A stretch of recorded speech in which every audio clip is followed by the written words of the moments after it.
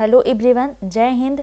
आज हम लोग संविधान सभा से बनने वाले महत्वपूर्ण क्वेश्चन कवर करेंगे जो कि एग्जाम में कई बार पूछे गए हैं। तो चलिए शुरू करते हैं। पहला क्वेश्चन है, भारत में संविधान सभा का गठन किस योजना द्वारा किया गया था? तो इसका राइट आंसर है कैबिनेट मिशन योजना द्वारा। किस योजना द्वारा किया गया था? तो कैबिनेट मिशन योजना द्वारा किया गया था।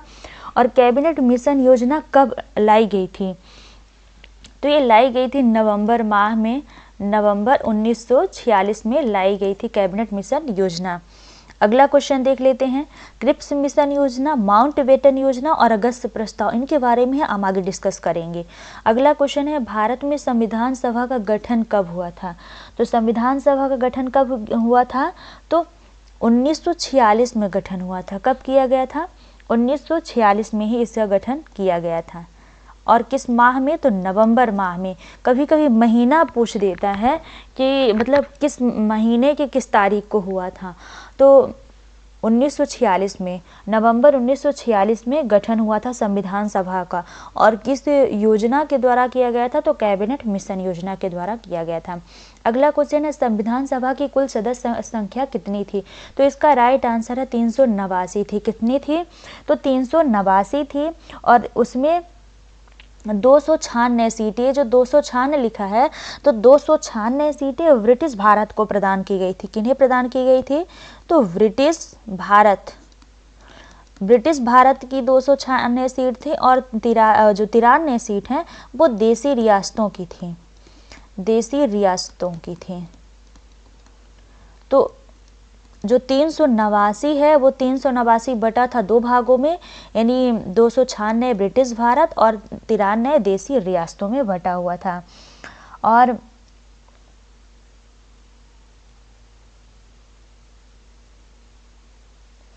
इनका जो चुनाव है, तो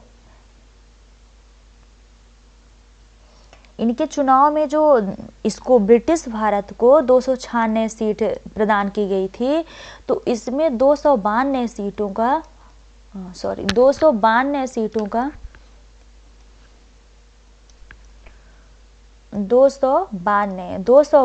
सीटों का चुनाव 11 गवर्नरों के प्रांतों द्वारा होना था। 11 गवर्नरों के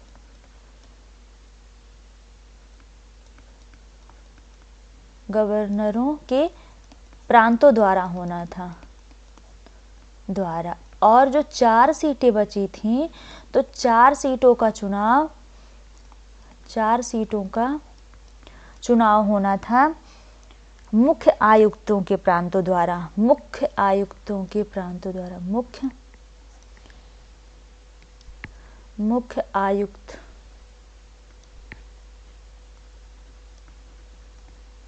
आयुक्त के प्रांतों द्वारा होना था इन सीटों का चुनाव।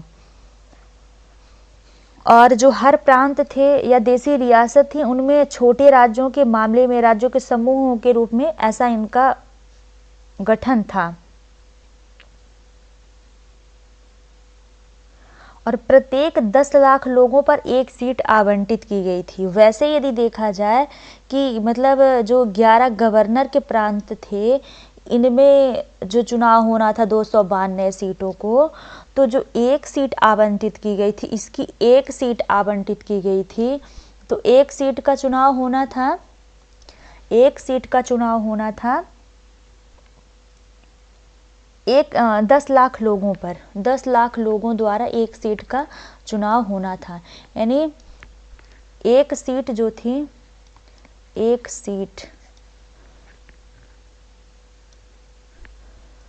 सीट का जो चुनाव होना था,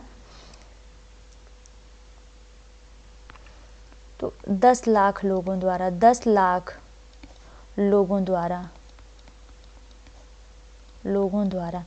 यानी जो एक सीट है वो 10 लाख लोगों के बीच में आवंटित की जाती थी कि एक सीट में इतने लोग हैं और इनके द्वारा चुनाव किया जाना है।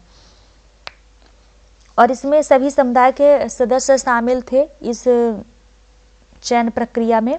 अगला क्वेश्चन है, संविधान सभा के सदस्यों का चुनाव किस तरह किया गया था? गुप्त मतदान द्वारा किया गया था या वयस्क मतदाताओं द्वारा प्रत्यक्ष रूप से या एकल संक्रमणी मत द्वारा या निर्वाचन मंडल द्वारा? तो ना तो उस समय गुप्त मतदान प्रक्रिया की व्यवस्था थी, ना ही वयस्क मतदाताओं द्वारा इसका चुनाव हो पाया था, और ना ही उस समय निर्वाचन मंडल था। उस समय एकल संक्रमणी मत द्वारा इसका चुनाव किया गया था। ये दोनों तो प्रक्रिया थी कि वयस्क मतदाताओं द्वारा भी प्रत्यक्ष रूप से चुनाव हो सकता है, लेकिन वयस्क मतदाताओं द्वारा नहीं हुआ था, बल्कि एकल संक्रमणी मत द्वारा इसका चुनाव किया गया था। वयस्क मतदाताओं द्वारा प्रत्यक्ष रूप से नहीं हो पाया था। और इस चुनाव में जब चुनाव कंप्लीट होता है तो इस चुनाव में जो भारतीय राष्ट्रीय कांग्रेस थी तो उसको 208 सीटें मिली थी।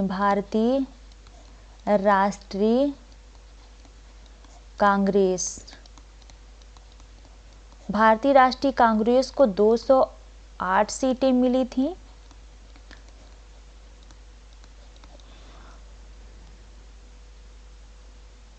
और 73 मुस्लिम लीग को, 73 सीट मुस्लिम लीग को मिली थी। 73 सीट मुस्लिम लीग को मिली थी, मुस्लिम लीग। और 15 सीटें छोटे जो रियासतें थीं, 15 सीटें छोटे सदस्य रहे हैं, जो छोटे समूह रहे हैं, छोटे समूह व स्वतंत्र सदस्य थे, तो उनको प्रदान की गई थी। यहाँ जो हमने बताया कि ये जो ब्रिटिश भारत था या देसी रियासतें थी, तो जो ब्रिटिश भारत कहने का मतलब कि जहाँ जहाँ ब्रिटिश भारत का अधिकार हो चुका था वो सीटें ब्रिटिश भारत कहलाई। बात भारत की रहे, जैसे यहाँ हम बता रहे हैं कि भारतीय राष्ट्रीय कांग्रेस को 208 सीटें मिली थीं, तो ये जो भारतीय राष्ट्रीय कांग्रेस को 208 सीटें मिल रही, तो चुनाव यही हुआ था, लेकिन ये ब्रिटिश भारत के अंतर्गत आ रहे थे। ये ब्रिटिश भारत के अंतर्गत जितने जगह ये ब्रिटिश लोग अपना शासन अपने हाथ पे ले लिए थे, उतना ब्रिटिश भारत क्षेत्र कहलाया गया।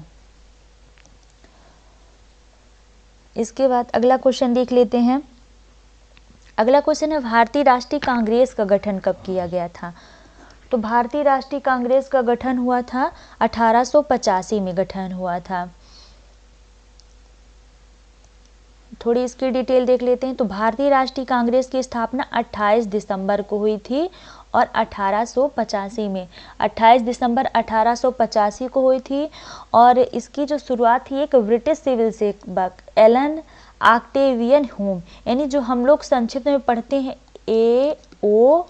ह्यूम, ऐसा हम लोग अपने किताबों में देखते हैं लिखा कि A.O. ह्यूम द्वारा हुई थी भारतीय राष्ट्रीय कांग्रेस की स्थापना। तो इनका पूरा नाम था एलन ऑक्टेवियन ह्यूम, और दादा भाई नरोजी और दिनुसा वाचा के साथ मिलकर हुई थी।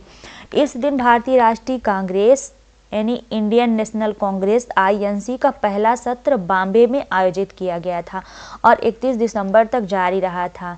इसे आज लोग कांग्रेस पार्टी के नाम से जानते हैं। यानी जो कांग्रेस पार्टी है ये बहुत पुरानी पार्टी है और इसी कांग्रेस पार्टी का गठन हुआ था भारतीय राष्ट्रीय कांग्रेस के नाम से, और इसका पहला सत्र बॉम्बे में आयोजित किया गया था। ये भी वेरी वेरी इंपॉर्टेंट है, कई बार एग्जाम में पूछा गया है कि भारतीय राष्ट्रीय कांग्रेस का पहला सत्र कब आयोजित किया गया था। तो बॉम्बे में आयोजित किया गया था और 1885 में ही आयोजित किया गया था। भारतीय राष्ट्रीय कांग्रेस की स्थापना भी 1885 को हुई थी और इसके A.O. ह्यूम के द्वारा इसकी स्थापना की गई थी। अगला क्वेश्चन है, संविधान सभा की पहली बैठक कब बुलाई गई थी? तो इसका राइट आंसर है 1946 में 9 दिसंबर 1946 को संविधान सभा की पहली बैठक बुलाई गई थी और जिसे मुस्लिम लीग ने बहिष्कार किया था। इसका बहिष्कार किसने किया था? तो मुस्लिम लीग ने बहिष्कार किया था। मुस्लिम लीग ने बहिष्कार किया था, इसका बहिष्कार किया था। और एक अलग पाकिस्तान की मांग कर रहे थे ये लोग। और जब संविधान सभा की पहली बैठक बुलाई गई थी उसमें केवल 211 सदस्य, कितने सदस्य शामिल हो पाए थे? तो इसमें केवल 211 सदस्य ही शामिल हो पाए थे। 211 सदस्य शामिल हुए थे। और इस संविधान सभा के जो पहले अस्थायी अध्यक्ष चुने गए थे वो सच्चिदानंद सिन्हा थे। आगे हम पढ़ेंगे। अगले यहाँ थोड़ी डिटेल देख लेते हैं कि जो डोमिनियल विधानमंडल के रूप में संविधान सभा की पहली बार बैठक हुई थी वो 17 नवंबर 1947 को हुई थी और जेबी महाबलंकर को इसका अध्यक्ष निर्वाचित किया गया था। यानी जो संविधान सभा थी इसकी पहली बैठक 9 दिसंबर को बुलाई गई थी, लेकिन उसके एक वर्ष बाद 1947 को ये जो संविधान सभा है ये संसद के रूप में कार्य करने लगी थी। जब डोमिनियल विधानमंडल के रूप में संविधान सभा की पहली बार बैठक बुलाई गई थी तब ये संसद के रूप में कार्य करने लगी थी। यहाँ हम आगे पढ़ेंगे कि मतलब भारत के पहले संसद के रूप में किसने कार्य किया है, तो वहाँ हम ठीक से देखेंगे। तो जो डोमिनियल विधानमंडल के रूप में संविधान सभा की पहली बैठक है वो 17 नवंबर 1947 को हुई थी। आप लोग इसको पढ़ के कंफ्यूज नहीं होंगे कि 1946 में भी बैठक हुई थी और 1947 में भी, तो ऐसा नहीं है। 1946 में जब बैठक हुई थी वो पहली बैठक थी, लेकिन जब डोमिनियल विधानमंडल यानी जब संसद के रूप में कार्य करने लगी थी संविधान सभा, तो और वही जो संविधान सभा है ये संसद के रूप में कार्य कर रही थी, तो ये दोनों कार्य देख रही थी। केंद्र का भी कार्य देख रही थी और राज्य का भी कार्य देख रही थी। तो जब डोमिनियल विधानमंडल के रूप में संविधान सभा की पहली बार बैठक थी वो 17 नवंबर 1947 को थी। 17 नवंबर 1947 को। आप लोगों को हम आगे बताएंगे भी। और जब ये संविधान सभा है जब संसद के रूप में कार्य कर रही थी, तो जब ये संविधान सभा के रूप में अपनी बैठक करती थी, जब ये संविधान सभा के रूप में अपनी बैठक करती थी तब उसकी अध्यक्षता डॉक्टर राजेंद्र प्रसाद करते थे, जो कि आगे राष्ट्रपति बनते हैं हमारे देश के। लेकिन जब इसकी बैठक विधायिका के रूप में होती थी, विधायिका के रूप में, तब जेबी महाबलंकर इसकी अध्यक्षता करते थे। जेबी महाबलंकर इसकी अध्यक्षता करते थे। आप लोगों ने ये भी क्वेश्चन पढ़ा होगा कि संविधान सभा के पहले अध्यक्ष कौन थे, तो जेबी महाबलंकर ही थे। अगला क्वेश्चन देख लेते हैं। अगला क्वेश्चन है संविधान सभा के पहले अस्थायी अध्यक्ष किसे चुना गया था? तो इसका राइट आंसर है सच्चिदानंद सिन्हा को चुना गया था और राजेंद्र प्रसाद को अस्थायी अध्यक्ष चुना गया था बाद में। हमने तो अस्थायी ही लिख दिया। अस्थायी अध्यक्ष चुना गया था राजेंद्र प्रसाद को, अस्थायी अध्यक्ष। और ये फ्रांस की तर्ज में था, यानी फ्रांस में ऐसी व्यवस्था थी कि संविधान सभा जब बुलाई जाती थी तो उसमें एक वरिष्ठ सदस्य को अध्यक्ष के रूप में बिठाया जाता था। तो ये फ्रांस की तर्ज पे ऐसा बनाया गया था, फ्रांस की तरह, यानी फ्रांस के तर्ज में ऐसा किया गया था। जो डॉक्टर एस.सी. मुखर्जी हैं और बी.टी. कृष्णामाचारी जी हैं, ये उपाध्यक्ष थे। ये दोनों लोग क्या थे? ये दोनों लोग उपाध्यक्ष थे। किसके उपाध्यक्ष थे? तो संविधान सभा के ये उपाध्यक्ष थे, उपाध्यक्ष और ये अध्यक्ष, ये अस्थायी अध्यक्ष और ये अस्थायी अध्यक्ष। अगला क्वेश्चन देख लेते हैं। अगला क्वेश्चन है संविधान सभा के अस्थायी अध्यक्ष किसे निर्वाचित किया गया था? तो अस्थायी अध्यक्ष निर्वाचित हुए थे डॉक्टर राजेंद्र प्रसाद। अगला क्वेश्चन है संविधान सभा के उपाध्यक्ष के रूप में किसे नामित किया गया था? तो यहाँ ऑप्शन मिसिंग है। एच.सी. मुखर्जी और बी.टी. कृष्णामाचारी, ये दोनों लोग थे। बी और सी सही आंसर होगा, सही उत्तर होगा।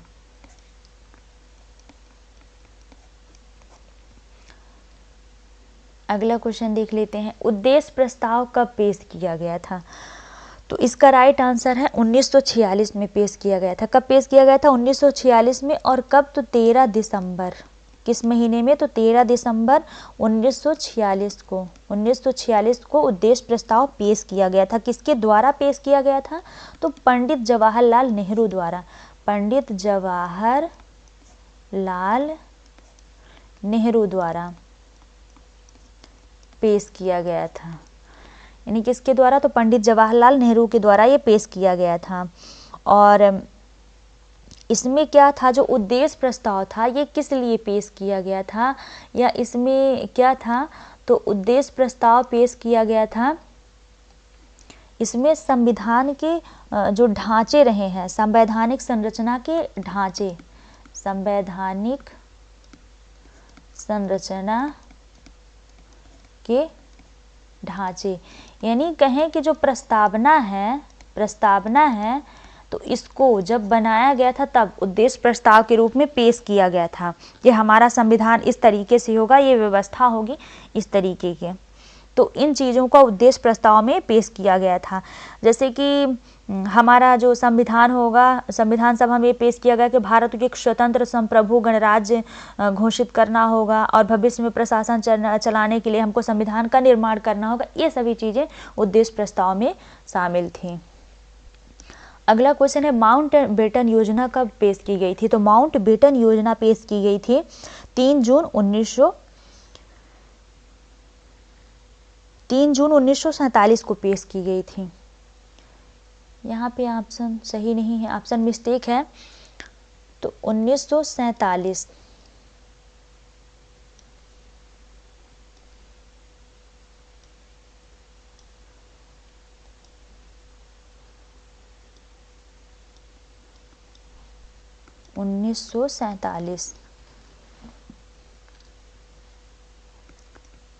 3 जून,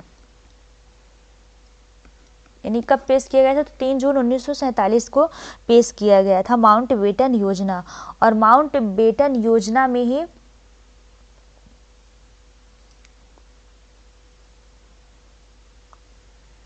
माउंट बेटन योजना के द्वारा ही जो भारत है उसको विभाजित किया गया था, भारत का बंटवारा हुआ था। ये बंटवारे के लिए ही पेश की गई थी। जो माउंट बेटन योजना है ये भारत के बंटवारे के लिए ही पेश की गई थी। किसके लिए पेश की गई थी? तो भारत के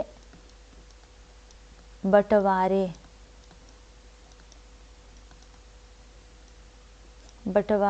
के लिए पेश की गई थी माउंट बेटन योजना, और 1947 में 3 जून को पेश की गई थी। अगला क्वेश्चन है, स्वतंत्र भारत की पहली संसद कौन बनी? तो इसका राइट आंसर है संविधान सभा बनी है। यानी जब भारत स्वतंत्र हो गया था 1947 में, जो क्वेश्चन वहाँ सही समझ में ना आया होगा उसको हम यहाँ समझेंगे कि जो स्वतंत्र भारत है, भारत हमारा स्वतंत्र कब हुआ था? 1947 को स्वतंत्र हुआ था। 15 अगस्त 1947 को भारत स्वतंत्र हुआ था। और स्वतंत्र भारत की पहली संसद बनी थी संविधान सभा। कौन बनी थी? संविधान सभा बनी थी। तो इसकी जो पहली बैठक थी, तो पहली बैठक वैसे 1946 में बुलाई गई थी, लेकिन जो स्वतंत्र होने के बाद बुलाई गई थी और जिसको कार्य दिया गया था कि ये संविधान सभा के रूप में बैठक करेगी और विधायिका के रूप में भी बैठक करेगी, वो बैठक 1947 में बुलाई गई थी।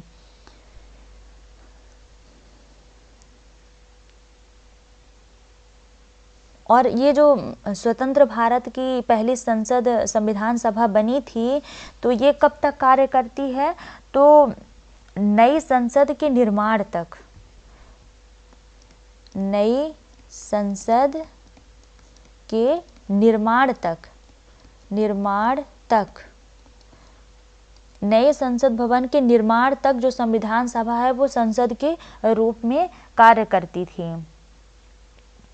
जैसे आम चुनाव वगैरह थे वो सब कार्य संसद के ही पास थे। 1951-52 तक जो भी रहा है इसका समय, तो ये संसद के रूप में कार्य करी है संविधान सभा। और उसके पहले ही हम बता चुके हैं कि जीवी महाबलंकर की अध्यक्षता में विधायिका की बैठक होती थी। जो संविधान सभा थी तो इसमें विधायिका के रूप में बैठक होती थी। तो जीवी महाबलंकर विधायिका के रूप में जब बैठक होती थी तो इसकी अध्यक्षता जीवी महाबलंकर करते थे, जीवी महाबलंकर। और जब ये संविधान सभा के रूप में होती थी, क्योंकि हमारा संविधान भी उस समय लागू नहीं था, बन रहा था, रनिंग में था, तो संविधान सभा के रूप में जब बैठक होती थी तो उसकी अध्यक्षता करते थे राजेंद्र प्रसाद, जो कि हमारे प्रथम राष्ट्रपति रहे हैं। तो राजेंद्र प्रसाद के द्वारा इसकी अध्यक्षता की जाती थी। संविधान सभा जो है 26 नवंबर 1949 तक इन दोनों कार्यों को करती थी। और जब संविधान निर्माण का कार्य पूरा हुआ है तब फिर केवल जो भी कार्य रहे हैं, ये चुनाव है या फिर विधायिका के रूप में है, ये सारे कार्य करती रही हैं। अगला क्वेश्चन है, भारत का संविधान कब बनकर तैयार हुआ? तो इसका राइट आंसर है 1949 को, यानी 26 नवंबर 1949 को भारत का संविधान बनकर तैयार हो गया था। और लागू कब हुआ? तो लागू हुआ है 26 जनवरी 1950 को लागू किया गया था। अगला क्वेश्चन देख लेते हैं। अगला है, भारत के संविधान में राष्ट्रीय ध्वज को कब अपनाया गया था? तो इसका राइट आंसर है, राष्ट्रीय ध्वज को 1947 में ही अपना लिया गया था। 1947 में अपनाया गया था। 22 जुलाई 1947 को अपनाया गया था राष्ट्रीय ध्वज को। और जो राष्ट्रीय ध्वज है तो आज भी वही है। इसकी चौड़ाई कितनी होनी चाहिए, इसका अनुपात कितना हो जाए, जिससे मतलब इसका अनुपात कितना रखा गया है? तो 3:2 रखा गया है। और ध्वज में इसमें 3 पट्टियाँ होती हैं, 3 पट्टियाँ हैं, आप सब देख रहे हैं अपने अपने स्कूलों में, तो 3 पट्टियाँ हैं और जो कि केसरिया सफ़ेद बाहरी रंग की होती हैं। और उसके बीच में एक नीले रंग का चक्र होता है जिसमें 24 तीलियां होती हैं। नीले रंग का चक्र,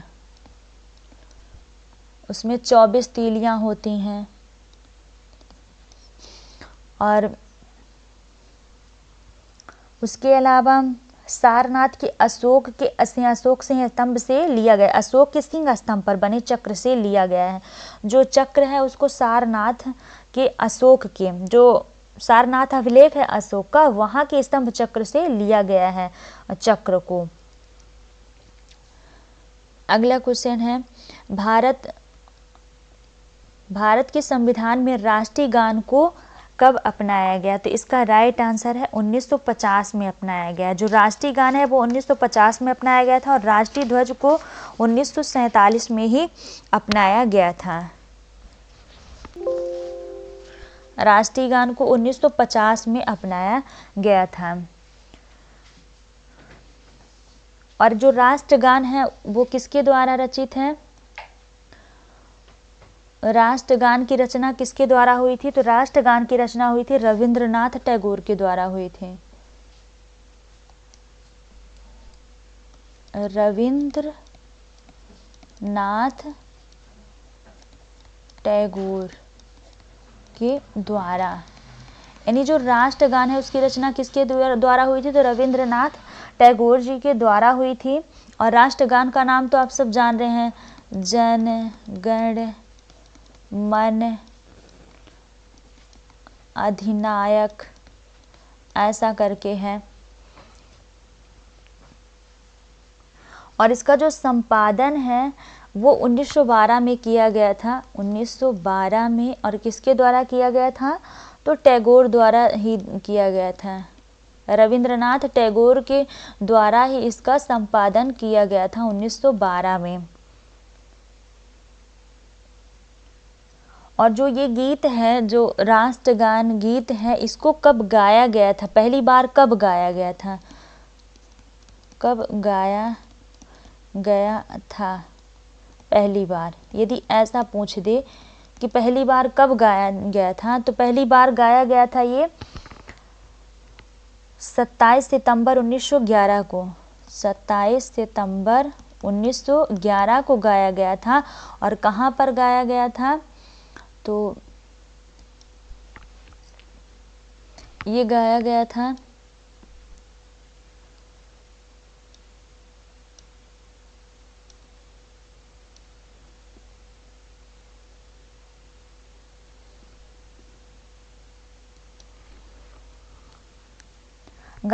कांग्रेस के कलकत्ता अधिवेशन में, कांग्रेस के कलकत्ता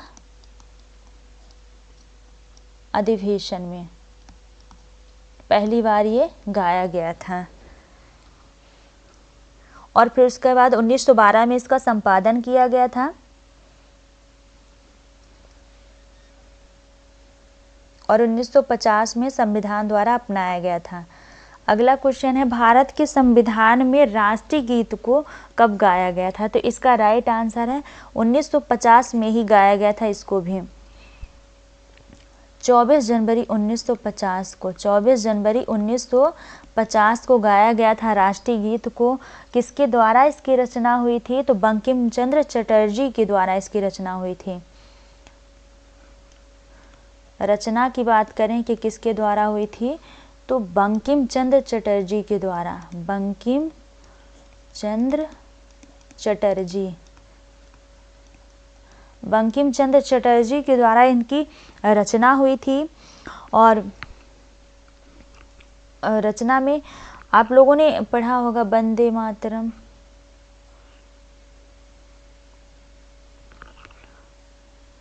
वंदे मातरम, सुजलाम सुफलाम मलय शीतलाम, इस तरीके से रहता है। तो ये है राष्ट्रीय गीत। और ये जो वंदे मातरम है राष्ट्रीय गीत, इसको कहाँ से लिया गया है, तो इसको लिया गया था आनंदमठ उपन्यास से। उपन्यास जो है आनंदमठ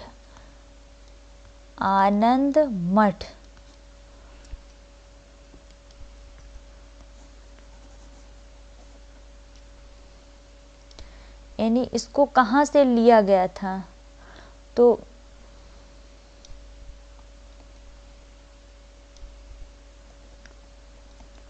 आनंदमठ उपन्यास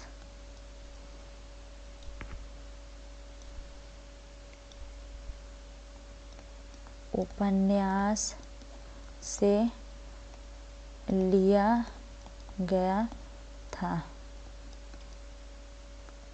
तो आनंदमठ उपन्यास से इसे लिया गया था। यह मूलतः संस्कृति में है। किस भाषा में है, तो संस्कृत भाषा में है।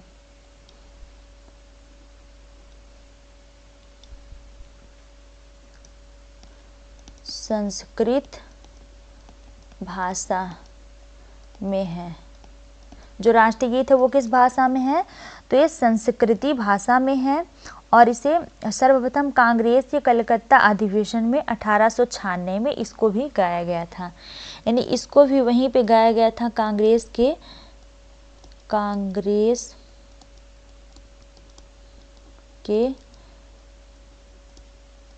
कलकत्ता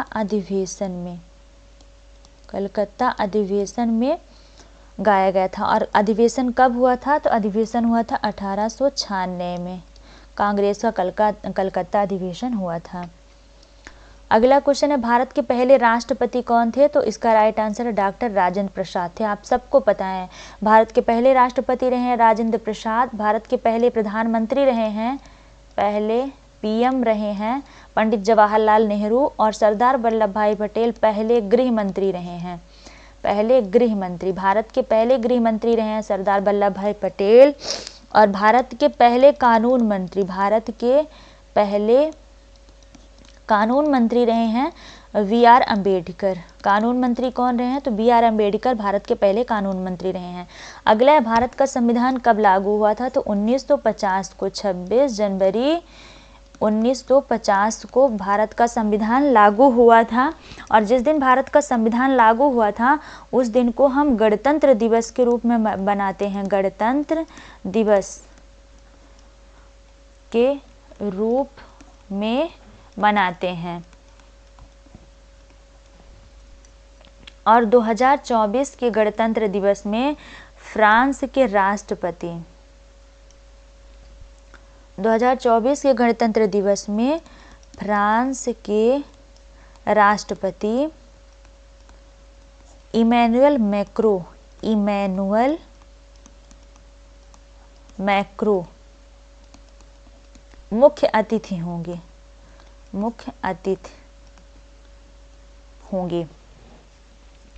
और जिस दिन भारत स्वतंत्र हुआ था उसे हम स्वतंत्रता दिवस के रूप में मनाते हैं। अगला क्वेश्चन है, भारत के संविधान को बनाने में कितना समय लगा था?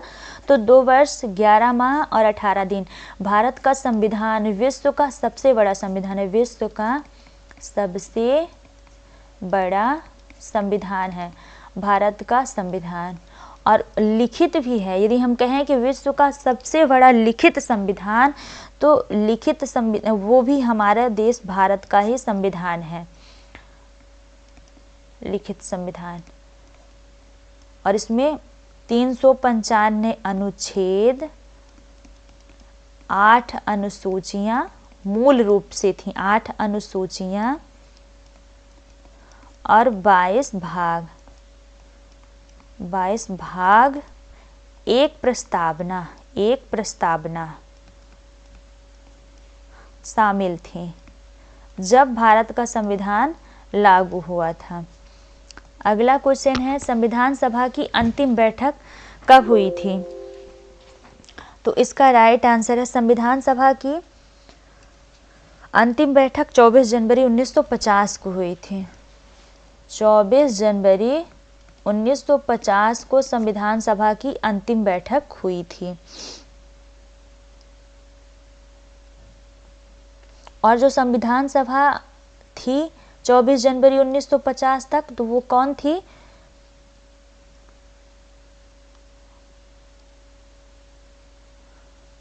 यानी जो संसद थी, संविधान सभा थी, वो संसद के रूप में कार्य कर रही थी 24 जनवरी 1950 तक।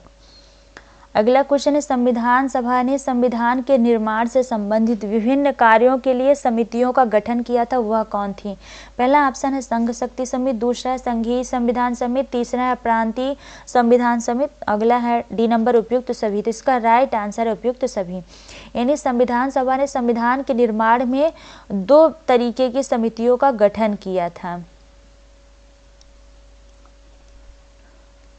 2 तरीके की समितियों का गठन किया था, बड़ी समितियां और छोटी समितियां, बड़ी समितियां और छोटी समितियां। तो बड़ी समितियों में 8 समितियां शामिल है, बड़ी समितियों में 8 समितियां थीं और छोटी समितियों में भी कुछ समितियां शामिल थी, 12-13 छोटी छोटी करके समितियां थीं छोटी समितियों में। तो छोटी समितियों में 13 समिति थीं और बड़ी समितियों में 8 समितियां थीं। इन हम सभी समितियों के नाम आगे देखेंगे। अगला है, संघ शक्ति समिति के अध्यक्ष कौन थे? तो इसका राइट आंसर है जवाहरलाल नेहरू थे संघ शक्ति समिति के सदस्य। अगला है क्वेश्चन, प्रारूप समिति का गठन कब किया गया था? तो इसका राइट आंसर है, प्रारूप समिति का गठन किया गया था 1947 में। 1947 में 29 अगस्त 1947 में गठन किया गया था प्रारूप समिति का। और प्रारूप समिति के अध्यक्ष कौन थे? तो प्रारूप समिति के अध्यक्ष थे डॉक्टर BR अम्बेडकर। प्रारूप समिति के अध्यक्ष कौन थे? अध्यक्ष थे डॉक्टर BR अम्बेडकर, प्रारूप समिति के अध्यक्ष थे। और इस प्रारूप समिति में कुल कितने सदस्य शामिल थे? तो 7 सदस्य शामिल थे, कुल 7 सदस्य शामिल थे इसमें। और 7 सदस्यों में डॉक्टर बी आर अम्बेडकर अध्यक्ष रहे हैं और एन गोपाल स्वामी अयंगर, अल्लादी कृष्ण स्वामी अय्यर, डॉक्टर के एम मुंशी, सैयद मोहम्मद सादुल्ला, एन माधव राव और टी कृष्णा मचारी, ये 7 लोग इसके सदस्य रहे हैं प्रारूप समिति के। अगला क्वेश्चन है भारत का संविधान कब लागू हुआ? तो इसका राइट आंसर है 26 जनवरी 1950 को भारत का संविधान लागू हुआ था।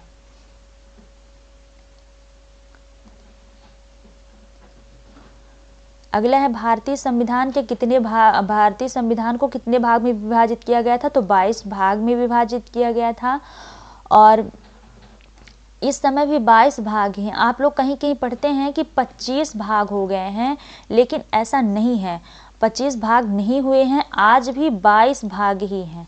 22 भाग हैं, केवल उसमें उपभाग जोड़े गए हैं, उपभाग जोड़े गए हैं, जैसे कि 14 का, 14 खा, 9 का, 9 खा और 4 का, इस तरीके का जोड़ा गया है, ना कि उसमें भाग जोड़े गए हैं। भाग नहीं जोड़े गए हैं, केवल उपखंड जोड़े गए हैं।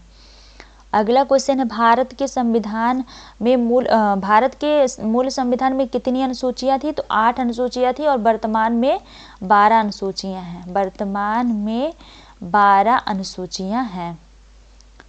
अगला क्वेश्चन है वर्तमान में भारत के संविधान में कितनी अनुसूचियां हैं? तो इसका राइट आंसर है 12। अगला है भारतीय संविधान का जनक किसे माना जाता है? तो doctor B are Ambedkar ji को। और भारतीय संविधान के प्रमुख सुलेखक कौन रहे हैं? तो भारतीय संविधान के प्रमुख सुलेखक रहे हैं प्रेम बिहारी नारायण। कौन रहे हैं? प्रेम बिहारी नारायण भारत के प्रमुख सुलेखक रहे हैं। अब यहाँ पे उस समय छूट गई थी कुछ समितियों के नाम की। प्रारूप समिति, जो छोटी बड़ी समितियों का गठन हुआ था, उनके नाम कौन कौन से हैं थोड़ी देख लेते हैं।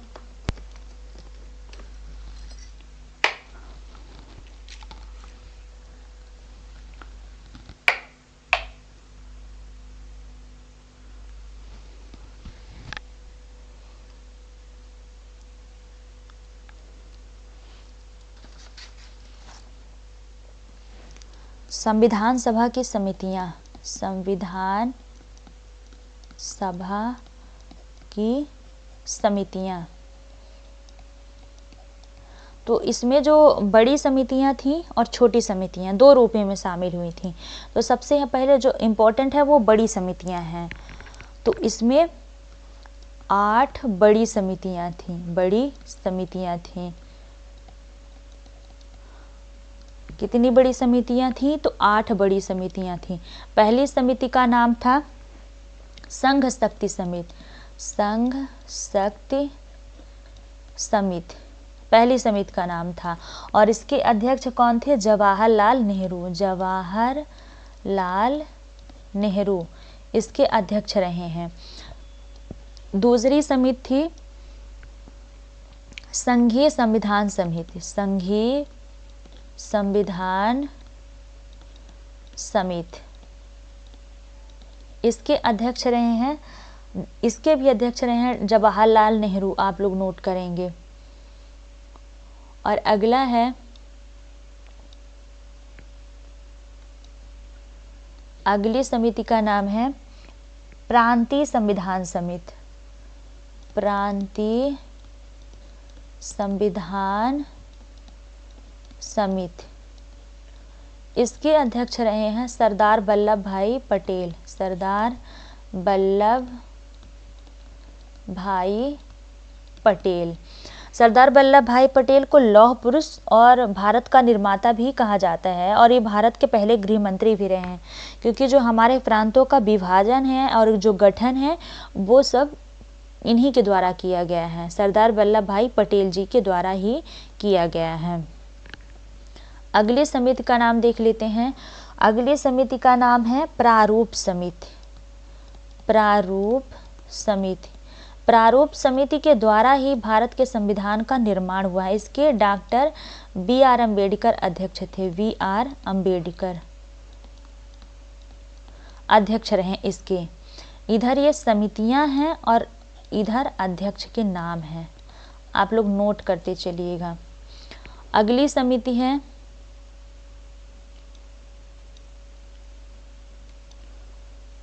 अगली समिति का नाम है मौलिक अधिकार। मौलिक अधिकार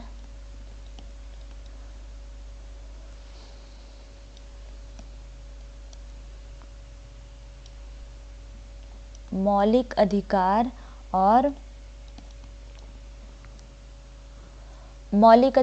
अल्पसंख्यक एवं जनजाति बहिष्कृत क्षेत्रों के लिए सलाहकार समिति के रूप में, सलाहकार समिति, यानी इन सब के सलाहकार समिति के रूप में रहा है, सलाहकार समिति। आगे नोट करिएगा। तो इसके अध्यक्ष, इसकी मतलब दो तीन या पांच, इसके 5 उप समितियां भी रही हैं। मौलिक अधिकारों की ये जो समिति थी, इसके भी अध्यक्ष कौन थे? इसके भी अध्यक्ष इसके थे सरदार वल्लभ भाई पटेल। सरदार वल्लभ भाई पटेल इसके भी अध्यक्ष रहे हैं। यानी जो मौलिक अधिकार और अल्पसंख्यक रहे हैं, जनजाति तथा बहिष्कृत क्षेत्रों के लिए सलाहकार समिति के रूप में कौन रहे हैं? तो सरदार वल्लभ भाई पटेल ही इन समिति के अध्यक्ष रहे हैं। और इसमें 5 उप प्रमुख समितियां शामिल थी, जैसे एक मौलिक अधिकार उप समिति, JB कृपलानी इसके अध्यक्ष रहे हैं, और SC मुखर्जी अल्पसंख्यक समिति के रहे हैं, उप समिति के। और सीमांत जनजाति क्षेत्र असम को छोड़कर आंशिक रूप से जो क्षेत्र हैं उसके गोपीनाथ उस उप समिति के अध्यक्ष रहे हैं। गोपीनाथ बरदोई छोड़े गए एवं आंशिक रूप से छोड़े गए क्षेत्रों के असम से सिंचित क्षेत्रों के अलावा उप समिति के अध्यक्ष रहे AB ठक्कर। और उत्तर पश्चिम फ्रंटियर जनजाति क्षेत्र उप समिति के अध्यक्ष रहे हैं AB ठक्कर। तो इस तरीके से 5 उप समितियां भी इसमें रही हैं। मौलिक अधिकार समिति में इसमें 5 उप समितियां रही हैं, जिसको हमने बता दी, आप नोट करेंगे अपने से समितियां।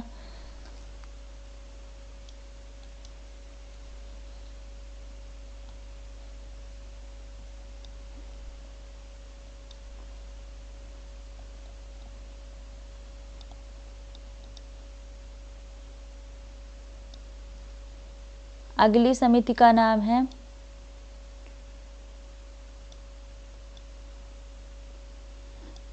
अगली समिति रही है प्रक्रिया नियम समिति। प्रक्रिया नियम समिति, इसके अध्यक्ष रहे हैं राजेंद्र प्रसाद, जो कि हमारे भारत के पहले राष्ट्रपति बने थे। राजेंद्र प्रसाद इसके अध्यक्ष रहे हैं। 7वीं समिति रही है राज्यों के लिए सीमित। 7वीं समिति का नाम था राज्यों के लिए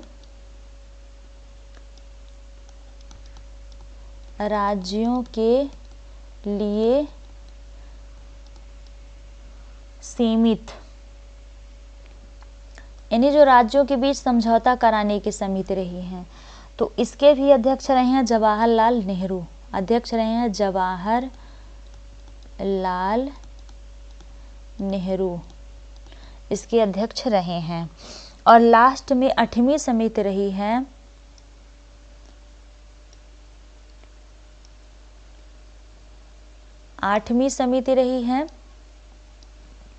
संचालन समिति।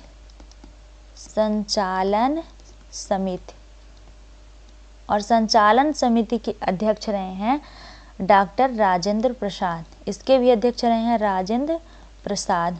तो इस तरीके से 8 बड़ी समितियां रही हैं। और जो छोटी समितियां रही हैं, जैसे वित्त एवं कर्मकारी स्टॉक समिति, थोड़ी छोटी समितियों के बारे में भी देख लेते हैं। छोटी समितियां, तो छोटी समितियों में जैसे वित्त एवं कर्मचारी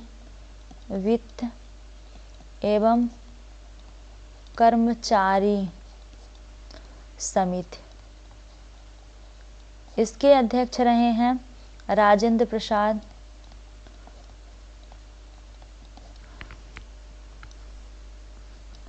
अगली समिति रही है सदन समिति। सदन समिति, इसके अध्यक्ष रहे हैं पट्टाभी सीतारमैया। पट्टाभी सीतारमैया।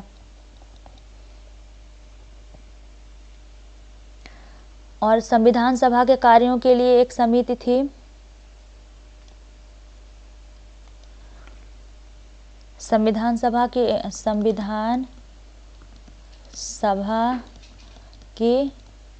कार्यों के लिए समिति थी, उसके अध्यक्ष थे जीबी मावलंकर। जीबी मावलंकर।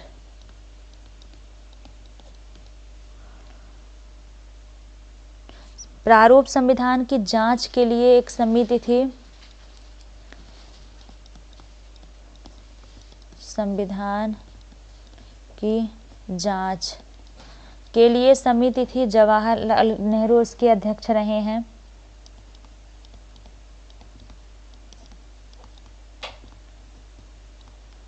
अध्यक्ष थे। तो इस तरीके से जो छोटी समितियां थी हमने उसको देखा। So thanks for watching my videos. आशा है कि वीडियो आपके लिए काफ़ी हेल्पफुल होगी और आप वीडियो को पूरा जरूर देखेंगे। Thank you.